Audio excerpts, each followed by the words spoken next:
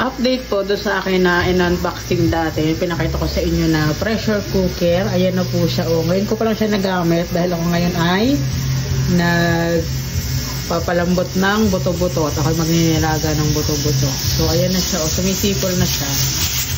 Yan na! Ayan ang inaabangan ko eh. Ayan. Sumisipol na po siya. Ayan. Kapag kaganyan, maya-maya ng konti, ayan na yan. Luto na yan. Kasi naka-ano na ako, naka 25 minutes na. So, 30 minutes ko lang siyang pakukuluan.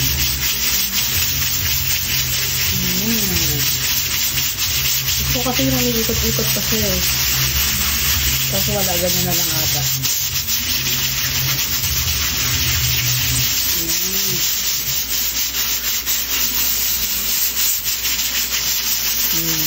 Kung gusto nyo pang order nito, ilalagay ko yung link sa comment section kung saan ko siya na-order. Kita nyo, umiikot na po siya. Kasi bumubulak na yung kumukulo na. At eto na po yung ating pinakuluan kanina. Ayan, ano ko na yan, napasingaw ko na, ginanyan ko lang siya. Hindi ko na pala napakita sa inyo. Tapos, i-check na natin kung malambot na nga. Ayan, buto-buto ho yung aking pinalambot. So, titingnan natin kung talagang malambot na. Ay, oo nga, malambot na. Ayan. So, maglalaga naman ako ngayon. Hindi ko na gagamitin tong sabaw. Kasi nagpakulo na ako ng tubig. Kumukulo na ang ating karne at ilalagay na ang sili. Sili ho ang aming ano. Talbos ng sili. Talbos lang ho ng sili ang aming lahok dito sa aming nilaga. Kami walang nabiling gulay. Kanya-kanya style lang yan ang pagluluto. Diba? 30 minutes lamang pinakuluan ng karne. Kung walang pressure cooker, paniguradong 1 oras o kaya 1 oras at kalahati. Yan. Kunting kulo lang at luto na ang ating karne. Ayan ang ating karne. O, ayan.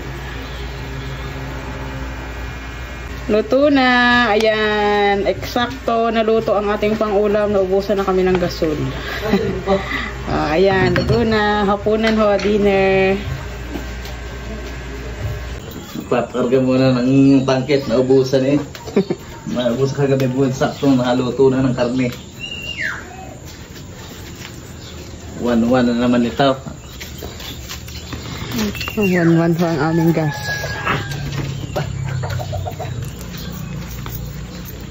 Bye-bye. Malayo-layo ang bibilhan at wala ka ng ate.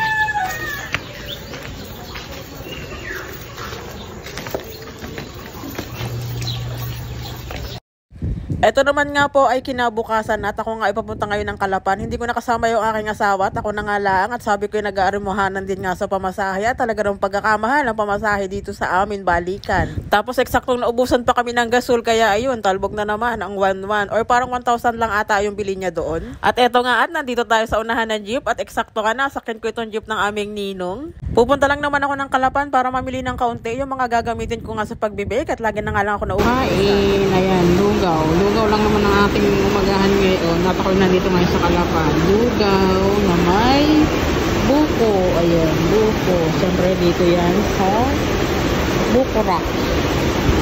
So, ayan. Itlog lang kasi wala silang chicken. So, okay na yan. Pantawid gutom. At ako'y nagugutom na nga. Mamaya nakakain ng tanghalian pag-uwi. Tapos may kalamansi.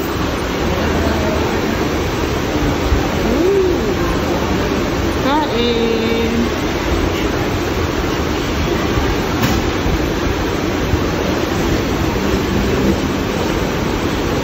Diba? Nandito ako ngayon sa Pure Gold. Ako'y tapos nang namili. Nag-grocery lang naman ako. O, ayan na ako'y pinamili. Ako lang ako mag-isa ang nandito sa Kalapan.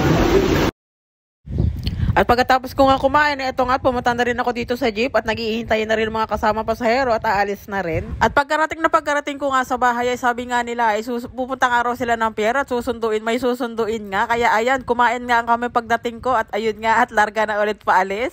O sabi ko naman sa inyo, masagalaan, wala tayong pagod dyan. At habang nasa Calapan Pier pa nga yung aming mga kasama at wala pa kayo sinusundo ko, sumaglit muna kami dito sa Robinson dahil may naalala ako at nakalimutan ko nga pala ang butter. Hindi ako nakabili doon sa grocery ko kanina. Kailangan ko to dahil nga sa pag-ano ko ng cake at ako nga may gagawin na cake na gagamitin ang butter. Tapos bibili na rin kami dito ng aming iinumin na talaga naman pagkakainit sa labas. At eto nga, pagbalik nga namin ng Calapan Pier, eto nga at ayan, may sunset na o ang ganda pa ng view no. O ayan, wala pa rin no ang aming hinihintay, ang aming susunduin. Bale, dumating nga pala kami dito sa Calapan Pier ay alas 2 ng hapon at ngayon tingnan nyo naman kung anong oras na, alas 7 na ng gabi. Ayan ang napapala ng mga excited sa susundo. Ayan, di ba, tagal na kami paghihintay dito. Pero ilang sandali pala ay eto na nga, charan, dumating na ang aming sinusundo. Ayan, welcome back Ate Jo. Ayan, asawa ho yan ni Kuya Sherwin. Balikbayan galing ng Saudi. Ayan, welcome back. At pagkatapos nga niya magbayad ng luggage diyan ay umuwi na rin kami. Yun lang, salamat sa panonood. Hanggang sa muli.